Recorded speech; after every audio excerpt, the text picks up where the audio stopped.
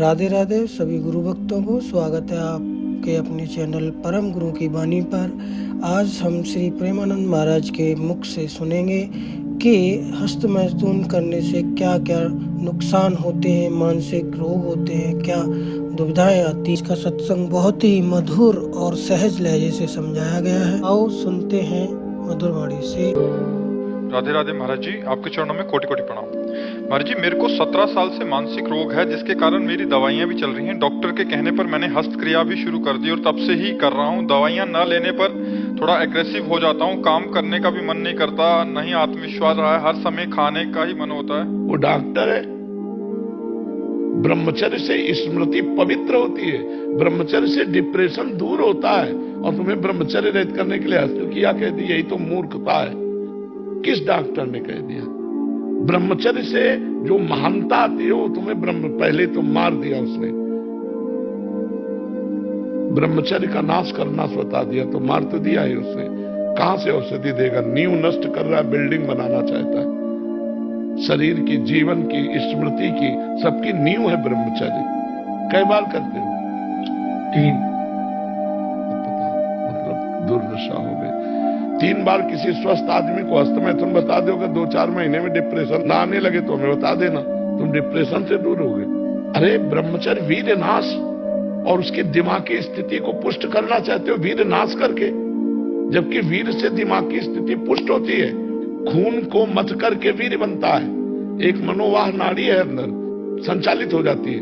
कहीं वीर नहीं पूरे शरीर में, किसी डॉक्टर से पूछ लेना। जैसे पित्त की थैली, ऐसे कोई वीर की थैली नहीं है। वो रक्त को गर्म करके तत्काल वीर बनाती है। जैसे वात्सल्य से भर करके गाय के खून से दुग्ध बनता है।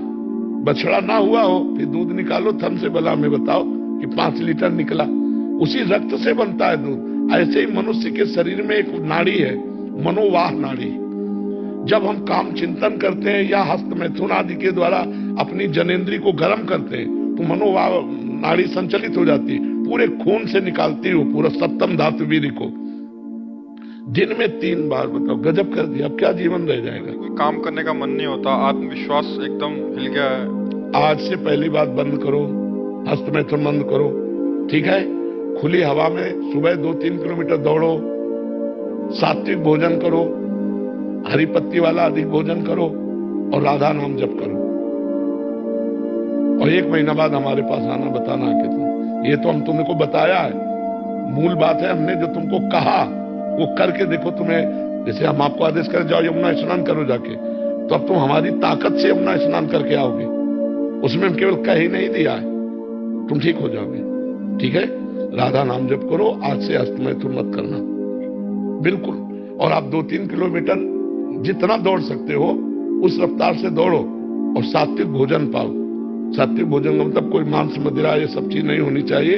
हरी सब्जियां हैं, दाल है, रोटी है, पाओ और सत्संग सुनो और राधा नाम जप करो।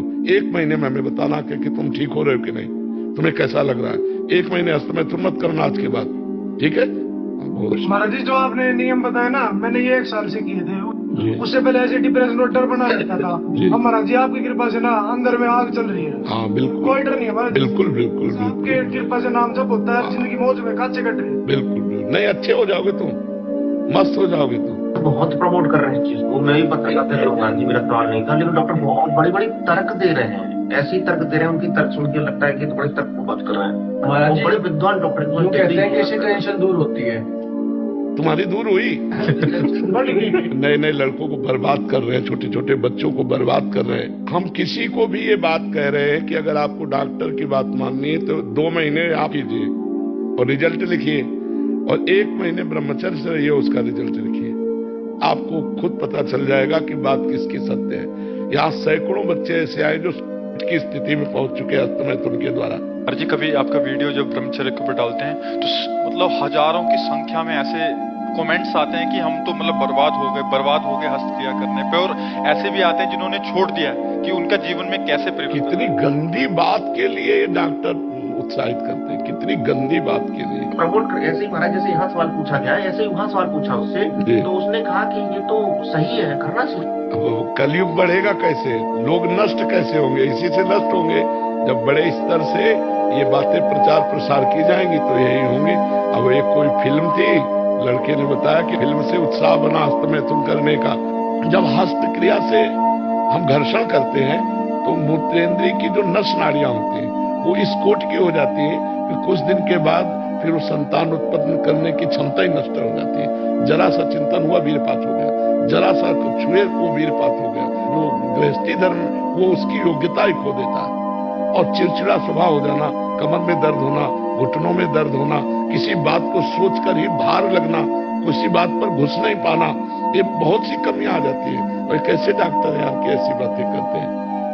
महाराज जी, एक तर्क ये है कि नोबेल पुरस्कार यहूदियों के पास है, आप भारतीयों के पास नहीं है। यार आध्यात्मिक पुरस्कार क्या यहाँ से मिलेगा? क्या आध्यात्मिक पुरस्कार भगवान से मिलता है? आध्यात्मिक पुरस्कार क्या आप आध्यात्मिक पुरस्कार के विषय में जानते हैं क्या? नहीं जानते ना। तो यही भारत रत्न और यही जो नोबेल पुरस्कार है तो लौकिक है ना। तो अगर अध्यात्म में बल ना हो तो बड़े बड़े पुरस्कार वाले अंत में घुटने टेकते हैं आकर के, अध्यात्म के घुटने टेकते हैं। देखो, शराब पीना, व्यभिचार करना, इसमें मन लगेगा, लेकिन शराब ना पीना, व्यभिचार ना करना, इसमें मन नहीं लगेगा। अच्छा, इसमें जो उन्नति होगी वो आध्यात्मिक होगी, उसमें जो उन्नति लौकिक है, लौकिक उन्नतियों में बहुत पुरस्कार मिल रहे हैं, लेकिन आध्यात्मिक उन्नति जो भगवान की प्राप्ति का है, जो संयम का है, जो जितेंद्रियता का है, उसे संसार कौन जानता है भाई? अच्छा, आप आज आए हो हमारे पास, किस बात के लिए आए हो? अध्यात्म के आकर्षण से ही तो आए हो। हमारा पुरस्कार ये होगा कि आप सही हो जाओ, आप सही हो जाओ, आप सही हो जाओ। आध्यात्मिक से, अब जैसे बच्चा कह रहा है, इसका अनुभव है कि जब मैं गलत आचरण करता था तब मैं अशांत और भयभीत था, आज मैं आपके अनुसार चल रहा हूं, मैं बिल्कुल कह रहा है निर्भय हूं। तो ये बात अब निडरता का, उसकी आध्यात्मिकता का, अब इस बात को तो संसार नहीं जानता है ना। जितेंद्रियता का, जिसके निकालने में इतना सुख है उसको रोकने में कितना सुख होगा, इस बात को कैसे कोई समझे? महाराज जी, नाम बल से हुआ है, सच बता रहे। आपने तो बोला राधा राधा रटो, अपने बस की कुछ नहीं थी। अगर राधा राधा रटते रहे ना अपने आप, पता नहीं क्या होता है, सारी गलत चीज छूटी महाराज। बिल्कुल बिल्कुल छूट रहा है, बिल्कुल छूट, और आप ठीक हो जाओगे। यही बात आप कहोगे जो ये बोला, बस आप बिल्कुल चलना हमारे कहने के अनुसार। तो ये जो बाहर के पुरस्कार है इनको मत देखो भाई, आप देख लेना, हमारी बात मान लेना। 1 महीना में आपका परिवर्तन न हो तो हमें बताना कि तुम ठीक है, पर जैसा हम कहें वैसा करना। तुम उचित दवाइयां लेते रहो, हस्त मैथुन मत करना, और ये खाओ पी के दौड़, फिर धीरे धीरे दवाइयां फिर छोड़ देना। 1 महीने में अगर लाभ मिले आपको तो हमें बताना। और बड़ी हिम्मत है महाराज जी, उन्होंने पूछ लिया। हाँ, इसे संकोच माना जाता है, गंदी बातें मानी जाती है कि महाराज जी पहले मानसिक बीमारी होती है, उसके बाद डॉक्टर के पास जाते हैं, डॉक्टर कुछ और सलाह गलत शब्द देता है। हाँ, गलत भी कर देते हैं। तीक यादव जी, पुणे महाराष्ट्र से। राधा राधा महाराज। महाराज जी, आपके चरणों में कोटि कोटि प्रणाम। महाराज जी, एक नवीन साधक को कितना ज्ञान लेना चाहिए? क्या भगवत गीता से शुरुआत कर सकते हैं? ज्यादा ज्ञान लेने के चक्कर में कंफ्यूजन होता है, कृपया मार्गदर्शन करें। क्या कंफ्यूजन होता है ज्यादा ज्ञान? मतलब गुरुजी जैसे यूट्यूब इस पे ऐसे पढ़ते जाए तो कुछ अलग अलग ही, मतलब ये भगवान देखो ये वो, ये ज्ञान काम नहीं करता है। ज्ञान काम करता है राधा राधा, राम राम राम राम, कृष्ण कृष्ण कृष्ण कृष्ण। इससे जो आपके अंदर ज्ञान होगा वो काम में आएगा। ये सब बाहरी ज्ञान तो केवल बौद्धिक स्तर से आप सुनेंगे, दूसरों को सुना देंगे, लेकिन जो काम क्रोध आदि पर विजय प्राप्त करना है वो आप इससे नहीं कर पाएंगे। नाम जप करें, साधना करें, आराधना करें, उससे जो ज्ञान होगा वो हम विजय प्राप्त कर लेंगे माया से। तो हमको चाहिए कि ज्ञान प्राप्ति का उपाय पकड़ें। क्या? शास्त्र स्वाध्याय करें, जैसे आपने कहा गीता जी शुरू करें, तो जो महापुरुषों द्वारा की गई टीका है, टीका माने अर्थ, उसका विस्तार, जैसे स्वामी राम सुखदास जी ने किया है गीता जी की टीका, उसका नाम साधक संजीवनी है। वो आप ले आइए, आराम आराम से पढ़िए, समझ समझ के पढ़िए, और नाम जप कीजिए, और माता पिता परिवार की सेवा कीजिए। इससे जो ज्ञान होगा वो माया पर विजय प्राप्त करा देगा। ऐसे बौद्धिक स्तर का ज्ञान आप प्रवीण हो सकते हैं दूसरों को समझाने में, उपदेश देने में, क्योंकि आपने बहुत शब्द चयन किए हैं, लेकिन आपका कल्याण नहीं होगा। आपका कल्याण होगा भजन करने से। बारी मथे घृत होए बरु, सिकता ते बरु तेल, बिनु हरि भजन भवतरी आ सिद्धांत पेल। बालू पेरने से भले तेल निकल आवे, असंभव है वैसे तो, और जल मथने से भले मक्खन निकल आवे, घी निकल आवे, असंभव है, पर ऐसा हो सकता है। पर बिना भगवान का भजन किए दुर्गुण, दुराचार, अशांति और इस संसार चक्र से हमारा उद्धार नहीं हो सकता है। सही माने में काफी ज्ञान सबको रहता है। जैसे किसी की बहन बेटी की तरफ गंदी दृष्टि से देखना पाप है, किसी पुरुष की तरफ भोग दृष्टि से देखना पाप है। क्या ये बात नहीं जानते सब लोग? क्या ये नहीं जानते किसी जीव की हिंसा करना पाप है, चाहे अपना गर्भस्थ शिशु हो या बाहर पशु पक्षी हो? ये ज्ञान है तो, पर प्रयोग कहाँ है? जितनी जानकारी आपको है उतने में आप एक महापुरुष बन सकते हैं। आपको इतनी जानकारी है, पर उसका प्रयोग हो पाता है क्या? क्यों? क्योंकि आपके पास अध्यात्म बल नहीं है। जानकारी के अनुसार ब्रेक मार देना, गलत आचरण ना होने पाना, अच्छे आचरणों में आगे बढ़ना, ये पवित्र बुद्धि निर्णय करती है। अगर ड्राइवर नशे में हो तो जानकारी किसी काम की नहीं, वो एक्सीडेंट करेगा। ऐसे बुद्धि यदि मलिन हो तो कहीं ना कहीं फंसा ही देगी हमको, हमारी जानकारी किसी काम में नहीं आएगी। हमें लगता है भजन करना चाहिए।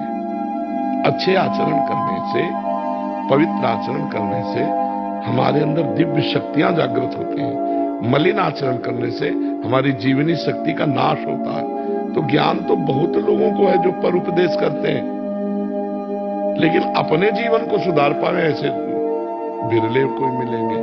तो ज्ञान तो वही है जो अपने जीवन को सुधारा जा सके, और वो ज्ञान आएगा शास्त्र स्वाध्याय भजन। मान लो यूट्यूब से सुना तो उसमें जो बात पकड़ में आई उसको चलो, तब तो ज्ञान। केवल दूसरे को सुना दिया सुन करके तो क्या ज्ञान? भजन करने से बच्चा बात बनेगी। नाम जप करो गीता जी का। और हम आपसे प्रार्थना करेंगे कि जैसे गीता प्रेस से है भाई जी हनुमान प्रसाद पोद्दार जी की कुछ वाणियां, राधा बाबा की वाणियां, ये ले लो। छोटी छोटी पत्रिकाएं, बहुत ज्ञान मिलेगा उनमें, और सच्चा ज्ञान मिलेगा जिससे आपका उद्धार हो जाएगा, आप एक अच्छे बन जाएंगे। ठीक है? जानकी जी ऑस्ट्रेलिया से। श्री हरिवंश महाराज जी आपके चरणों में कोटि कोटि प्रणाम। महाराज जी, संसार में रहते हुए संसार को कैसे भूल जाए? भगवान की स्मृति में जब लगोगे तो ये सामर्थ्य भगवान के नाम में है कि संसार में रहते हुए संसार का विस्मरण हो जाए। क्योंकि संसार है नहीं, भास रहा है। जैसे दूर रस्सी पड़ी हो और उसमें सांप का भ्रम हो जाए हमें, तो जब तक टार्च के द्वारा हम उसको देख नहीं लेंगे तब तक वो भ्रम हमको बना रहेगा। और एकाग्रता से हम देखेंगे तो ऐसा लगेगा वो चल रहा है, एकाग्रता से देखेंगे तो लगेगा वो फन भी काट रहा है। हम जैसी जैसी भावना करते जाएंगे वैसा वैसा वो रस्सी में हमें सांप दिखाई देगा। लेकिन जो ही टार्च पड़ी असलियत खुल गई कि नहीं, सांप नहीं था, ये तो रस्सी ही थी। तो ऐसे ही संसार नहीं है, एक भगवान ही अपने आप को सब रूपों में किए हुए हैं। बहुनाम जन्मनावंते ज्ञानवान माम प्रपद्यते वासुदेवास्वरमित सा महात्मा सुदुर्लभा। जो सर्वत्र भगवान का दर्शन करता है ऐसा महात्मा दुर्लभ है। तो सर्वत्र है भगवान, पर दिखाई देता है स्त्री पुरुष, अच्छा बुरा, नीच उत्तम अधम। जैसे वो है रस्सी पर दिखाई दे दूर से सांप पड़ा हुआ। तो अब हमको ज्ञान रूपी प्रकाश चाहिए। जब ज्ञान रूपी टार्च पड़ेगी तो सब में दिखाई देगा, सब में उसी का रूप समाया। कौन है अपना कौन पराया? नहीं, गोरे उसके, काले उसके, पूरब पश्चिम वाले उसके, सब में उसी का नूर समाया। कौन है अपना कौन पराया, वो ज्ञान दृष्टि से दिखाई देता है। तो हम नाम जब करें भगवान का तो हमारे हृदय में शुद्ध ज्ञान जब प्रकट होगा तो संसार का विस्मरण हो जाएगा, पहली बात। दूसरी बात, जब हमें ज्ञान के द्वारा इसके असत भाव का पता चले। जैसे हम स्वप्न में होते हैं तो स्वप्न सत्य दिखाई देता है कि नहीं दिखाई देता है? किसका प्रश्न था? स्वप्न सत्य दिखाई देता है कि नहीं दिखाई देता? लेकिन हम जब जगते हैं तब स्वप्न सत्य दिखाई देता है, माना कि नहीं? जब हम स्वप्न में थे तब उसे झूठा नहीं कह सकते, उसे सत्य सा लगता है, कोई प्यार करता है तो प्यार करता लगता है, कोई मारता है तो मारता सा लगता है। लेकिन जब हम जगे तब हमको पता चला कि वो झूठा था। ऐसे ही अभी हम मोह निद्रा में सो रहे हैं, अज्ञान में है। जहां हमारे अंदर ज्ञान प्रकाशित हुआ तब लगेगा ये सब झूठा है, इसमें जो सत्य है वो श्री भगवान है।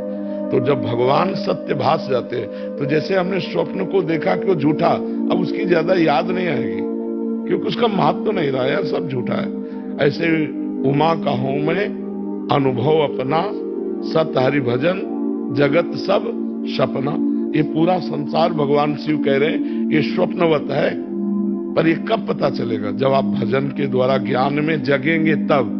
अभी तो अज्ञान में ही है, तो आपको तो सत्य दिखाई ही देगा। जब आप भजन करेंगे, भजन के बल से इसके सत्यत्व भाव का नाश होता है, तब दिखाई देता है। जिसे गोस्वामी तुलसीदास जी देख रहे हैं, सिय राम मैं सब जग जानी, करहूं प्रणाम जोरी जुग पानी। सब उनको सिया राम दिखाई दे रहे हैं, हमें स्त्री पुरुष दिखाई दे रहा है। तो हमारी दृष्टि खराब है ना, तो हमें ठीक करना पड़ेगा नाम जप से। तो संसार में रहते हुए नाम जप करते हुए हम ऐसे असंग रह सकते हैं जैसे जल में ही कमल का फूल प्रकट होता है लेकिन असंग रहता है। आप निकाल के देखो, बिल्कुल पानी रहित। ऐसे ही भक्त संसार में ही रहता है पर वह असंग रहता है। सब में भगवान का दर्शन करके वो कहीं मायामल से युक्त नहीं रहता है। समझ पा रहे हैं आप? अमित जी मुंबई से। भगवान आपके चरणों में कोटि कोटि प्रणाम। भगवान, जैसे आप श्री कहते हैं कि जो भी सिद्ध महापुरुष जन होते हैं वो कोई कर्म नहीं करते, ना ही कोई शुभ और ना ही अशुभ, वो कर्म से परे होते हैं। भगवान, मुझ अधम का ये प्रश्न है कि बिना कर्म रहित क्या है? जैसे हम ग्रस्त कुछ ना कुछ कर्म करते रहते हैं। हमारी बात समझो, गाड़ी बंद है, एक पैसा का पेट्रोल खर्चा नहीं है, और ढलान से उसको छोड़ दो ब्रेक हटा करके, तो गाड़ी चल रही है। लेकिन गाड़ी चल नहीं रही है। जो गाड़ी चलने में कर्ता भाव में जो पेट्रोल खर्चा होता है, जो ड्राइवर की मानसिकता खर्चा होती है, वो कुछ नहीं खर्चा हो रही। वो हैंडल पकड़े बैठा रहे, गाड़ी सीधे रास्ते। ढलान है ना, ढलान है ना, बस ऐसे सिद्ध पुरुष का होता है कि कर्ता भाव खत्म, बस बुद्धि के द्वारा गाड़ी को देखना है कि बहकने न पावे, वो स्वयं चलती रहती है। गुणानुगुण वर्तन्ते मनुष्या पार्थ सर्वसा। अब ये बात अपने जीवन में समझने के लिए पहले ज्ञान तो हो ना हमें कि हम हैं कौन। हम न स्थूल शरीर है, न सूक्ष्म शरीर है, न कारण शरीर है। हम तीनों को चलाने वाले हैं, और हमारा जो स्वरूप है वो भगवान से मिलता जुलता है। जैसे भगवान अमल है तो हम अमल हैं, भगवान चैतन्य है तो हम चैतन्य हैं, भगवान अविनाशी हैं तो हम अविनाशी हैं, भगवान सुख राशि है तो हम सुख राशि हैं। ईश्वर अंश जीव अविनाशी चेतन अमल सहज सुख राशि। हमारा स्वरूप भगवत स्वरूप है। जब हमें जान जाएंगे तो कर्ता भाव हट जाएगा। जैसे ये पंखा चल रहा है तो इसमें कर्तृत्वाभिमान है नहीं, क्योंकि जड़ है ये। तो किससे चल रहा है आप जान सकते हैं? बिजली से, बिजली से, पावर से। तो इसका कोई अभिमान है क्या कि मैं चल रहा हूं? इसको चलाया जा रहा है किससे? बोले बिजली से चल रहा है। नहीं, अभी बिजली कट ऑफ करो, बोला चल जाए। तो ऐसे ही आप ईश्वर से चल रहे हैं। कठपुतली को देखा नाचते हुए, अब वो गर्व कर में बहुत बढ़िया डांस कर लेती हो। तो पीछे जो अंगुलियों का चमत्कार है, वो पीछे अपनी डोरी में अंगुलियां फंसाए जैसी चेष्टा करता जा रहा है, वैसा वो नाचती चली जा रही, और बाहर हम लोग ताली हो जाते, बहुत सुंदर डांस हुआ। तो कठपुतली अंगुलियों के इशारे से नाचती है। ऐसे ही सत्वगुण रजोगुण तमोगुण के इशारे से हर जीव से क्रिया होती है, पर वो क्रिया को स्वयं कर्तृत्व भाव में ले लेता है कि मैंने किया, इसलिए उसे भोगना पड़ता है। अवश्य में भोक्तव्यम कृतम कर्म शुभाशुभम। ये ज्ञान हो जाए, ये आध्यात्मिक रहस्य है। ये बिना भजन के थोड़ी समझ में आएगा। खूब नाम जप करो, सत्संग सुनो, शास्त्रों का स्वाध्याय करो, पवित्र आचरण रखो, पवित्र भोजन, तब बुद्धि शुद्ध होगी, तब ये जान पाओगे। हमें भी ऐसा ही आभास होगा कि हमें चलाया जा रहा है। बिल्कुल ऐसे ही आभास होगा। जैसे इस समय जगत दिखाई दे रहा है सत्य, ऐसे उस समय भगवान दिखाई देंगे सब में। सब में भगवान दिखाई देंगे कि भगवान ही भगवान है, न कोई स्त्री है न कोई पुरुष है। ऐसा बाहरी रोल जैसा मिला है ऐसा है वैसे ही करेगा। बाहरी ऐसे थोड़ी कि सबके पैर छूता घूमेगा, नहीं। किसी को आशीर्वाद देगा, किसी को डांटेगा, किसी को प्यार करेगा, किसी से गले लगेगा, किसी से हाथ मिलाएगा, लेकिन वो सब में भगवान का दर्शन कर रहा है। व्यवहार अलग अलग होगा, दर्शन एक ही होगा। दर्शन सब में भगवान का होगा और व्यवहार एक जैसा तो हो ही नहीं सकता। बोले सबके समान व्यवहार करना चाहिए, नहीं हो सकता, समान व्यवहार हो ही नहीं सकता। जैसे देखो अपने यहाँ छुआ तो हाथ तो अपवित्र नहीं हुआ, लेकिन नीचे के द्वारों को छू लें तो हमको रज लगा के हाथ धोना पड़ेगा। अपने ही शरीर में है, लेकिन वो व्यवहार एक जैसा शरीर में नहीं कर सकते तो समाज में कैसे कर सकते हो। अब जैसे सब में हम भगवान देखते हैं तो 4 स्त्री स्वरूप है, पत्नी है, बहन है, माँ है और बेटी है। चारों में भगवान समान है, लेकिन व्यवहार समान नहीं हो सकता। व्यवहार में अंतराय हो जाएगी कि नहीं। एक के पैर छिलेंगे माँ के, और पत्नी के साथ पत्नी जैसा व्यवहार, बेटी के साथ बेटी जैसा, बहन के। तो जो व्यवहार को यथोचित करता है, जैसा करना चाहिए, और सब में भगवान को देखता है, वो असली ज्ञानी है। सही में वही ज्ञानी है। हर्ष जी राजस्थान से। श्री राधे। राधा वल्लभ श्री हरिवंश महाराज जी, कोटि कोटि नमन। महाराज जी, मनुष्य जन्म से मृत्यु तक अपने व्यक्तित्व के शोधन एवं संशोधन के भरसक प्रयास करता रहता है। महाराज जी, प्रश्न यह है कि किस प्रकार मनुष्य मृत्यु पर्यंत अपने संपूर्ण याददाश्त को अक्षुण्ण रख सकता है। बुद्धि पहले पवित्र हो और बुद्धि रजोगुण से हटे। इस जन्म के क्या अनंत जन्मों के, सैकड़ों जन्मों के कर्मों को देख सकता है बैठे बैठे, पर बुद्धि की क्षमता इतनी अपवित्र हो गई कि परसों दोपहर के क्या खाया था इसके लिए सोचना पड़ेगा। नहीं सोचना पड़ेगा। आपने पूछा परसों शाम के क्या पाया, तो परसों शाम के आपको लौटना पड़ेगा और उसमें पूरी गणित लगानी पड़ेगी, तब अच्छा ये चीज वहां पाई थी। इतना समय लगेगा। अगर पूछा जाए इसी जन्म में मां के गर्भ में आप 9 महीने रहे, 1 सेकंड की स्मृति है क्या? इसी जन्म में मां के गर्भ में 9 महीने रहे अपने सब लोग, लेकिन 1 मिनट की भी स्मृति नहीं है कि उस समय मुझे कैसा लग रहा था। तो हमारी स्मृति तो बहुत नष्ट हो गई है, और ये नष्ट हुई है माया के भोगों में। तभी कहते हैं ना, ये त्रिकालज्ञ महापुरुष है, उन्होंने भोग नहीं भोगे। संयम, ब्रह्मचर्य, जितेंद्रियता और निरंतर भगवान की स्मृति, तो बुद्धि में स्मृति जागृत हो गई। स्मृति से आप हजारों जन्मों को देख सकते हैं कि आपके हजारों जन्म हुए, आप क्या क्या बने, कैसे कैसे बने। तो ये स्मृति तो हमारी इसी जन्म की खो गई है अभी तो हमें भजन के द्वारा स्मृति प्राप्त करनी पड़ेगी। अर्जुन जी को गीता सुनने के बाद क्या मिला? उसने पूरी गीता सुनी अर्जुन जी ने, फिर क्या कहा? नष्टो मोहा स्मृति लब्ध्वा त्वत्प्रसादान मयाच्युतः। हे अच्युत भगवान गोविंद, आपकी कृपा से अब मोह का नाश हो गया और मुझे स्मृति प्राप्त हो गई। तो ये स्मृति जो विस्मृति के गर्त में चली गई है, इसे आप पुनः जागृत कीजिए। खूब भगवान नाम जप कीजिए। सब कुछ इसी से पूर्ण हो जाएगा, नाम जप से। जो नाम जप नहीं करता हमारी दृष्टि में कुछ हासिल नहीं कर पाएगा, न लौकिक न पारलौकिक।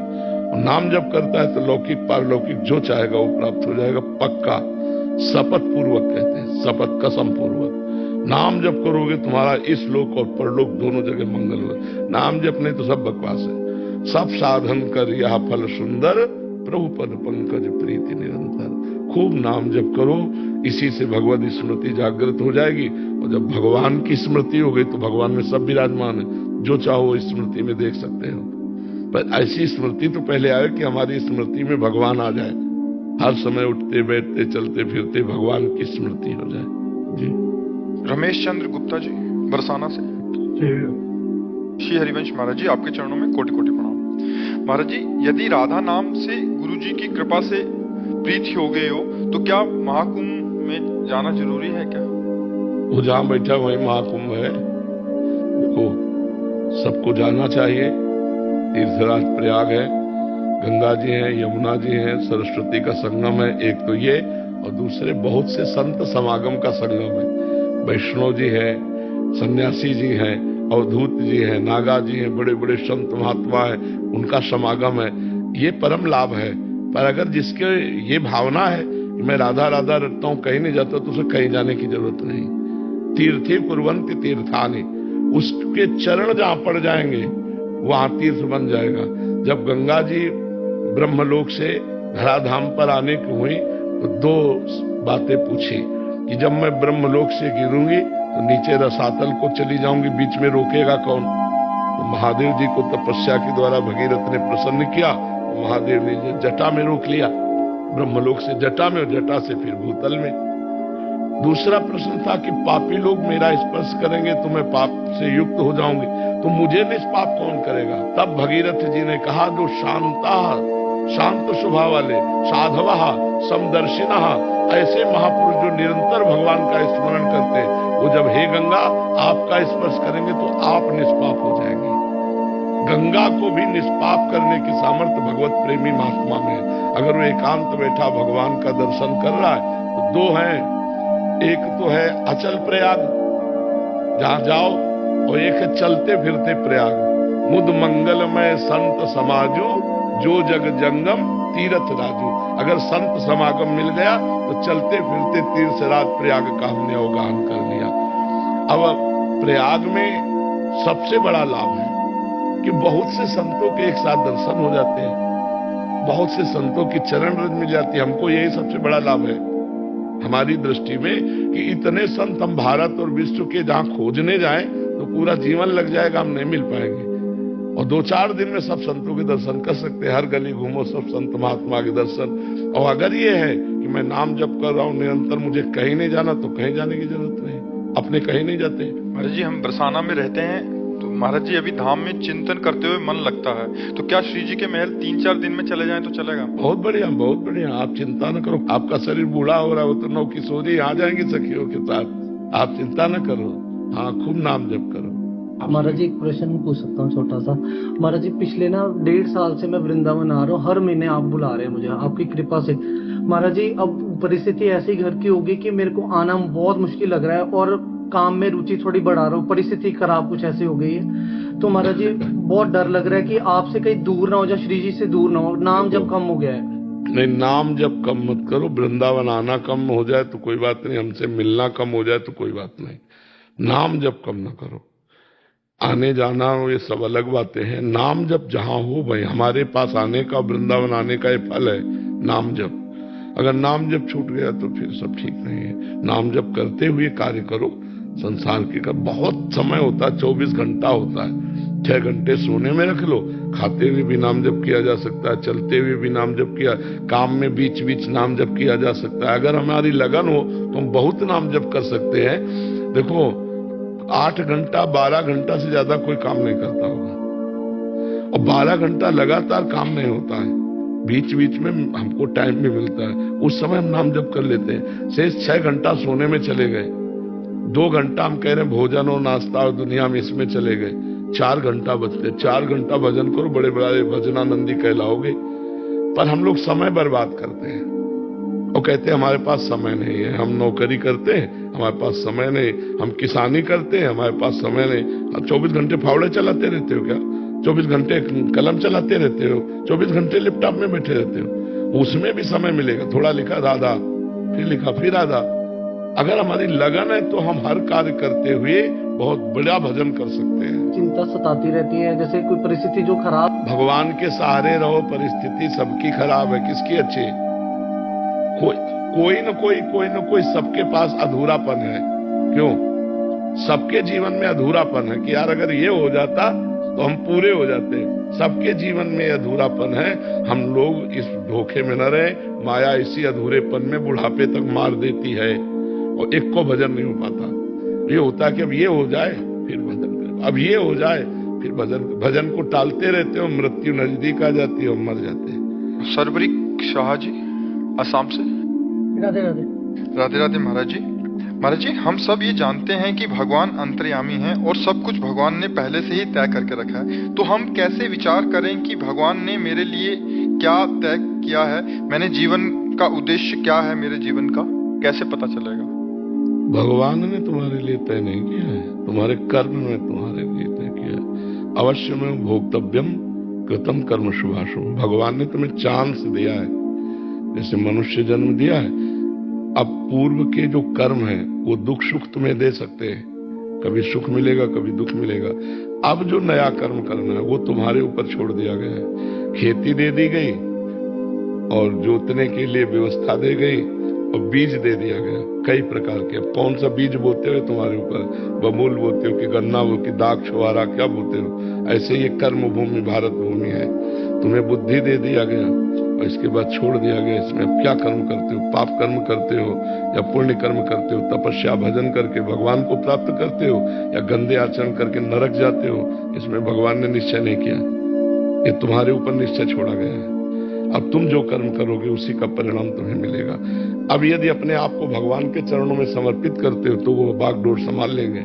अभी तो अहंकार को समर्पित हो आप, मैंने ये किया मैं ये करूंगा, अहंकार विमूढ़ात्मा करता मिति मन्यते, मैंने ऐसा किया मैं ऐसा कर सकता हूं, मैं ऐसा करूंगा, है ना, है ना। हाँ, अभी भगवान नहीं है, अभी अहंकार है। इसी अहंकार को मिटाया जाता है साधना से, तब देखा जाता है कि अब सब कुछ भगवान ही कर रहे हैं। तब कोई चाह नहीं रहती, तब कोई अनुकूलता प्रतिकूलता द्वंद्व का प्रभाव नहीं रहता। वो द्वंद्वातीत त्रिगुणातीत महापुरुष हर समय भगवान में निमग्न रहता है। हमारी बात समझ पा रहे हो, क्या समझ में आया? भगवान किसी के साथ कुछ नहीं करते हैं, जीव जो कर्म करता है उसका परिणाम उसको प्राप्त होता है। भगवान ने इस बार कृपा करके हमें मनुष्य देह दी, कबहू करी करुणा नर देही, देत ईश बिनु हेतु सनेही, यही तन कर फल विषय न भाई, भजी राम सब काम बिहाई। भगवान ने हमें चांस दिया है 84 लाख योनियों से मुक्त होने का, मानो दे दिया है, बड़े भाग मानुष तन पावा। अब खूब अच्छे कर्म करें, भजन करें, ये बुद्धि दी है भगवान ने। शास्त्र स्वाध्याय करें, संत संग करें, परोपकार करें तो हमारे जीवन सार्थक हो जाएगा। गंदे आचरण करेंगे तो फिर, क्योंकि अगर भगवान ही हमारे जीवन में, तो भगवान गंदे आचरण क्यों करवाते हैं? भला कोई भला आदमी भी अपने आदमी से गंदा काम नहीं करवाएगा, फिर भगवान क्यों करवाएंगे? तो आप ना तो भगवान के आदमी बने हो, ना अहंकार मिटा पाए हो, ना भगवान की शरण में हो, तो आप ये बात नहीं कह सकते कि सब कुछ भगवान करवा रहे हैं। आपका अहंकार, आपकी बुद्धि, आपका गलत निर्णय, आपका सही निर्णय, ये आपको भोगना पड़ेगा और इसलिए सबको भोगना पड़ता है। और जो भगवान की शरण में हो गए तो फिर कहते हैं हम तो हम सर्व पापे भ्यो मोक्षयिष्यामि मा शुचा, मैं तुम्हारे समस्त पापों से मुक्त करके परम पवित्र कर दूंगा। अब शरणागति का मतलब भगवान का आश्रय लेकर खूब नाम जप करो, अपने आप पवित्र हो जाओगे। समझ पा रहे हो हमारी बात जी? प्रेमानंद महाराज जी के सत्संग द्वारा सुनाए गए, उनके सुनने के लिए हमारे चैनल को सब्सक्राइब करें, लाइक करें, शेयर करें। धन्यवाद। जय श्री राधे राधे।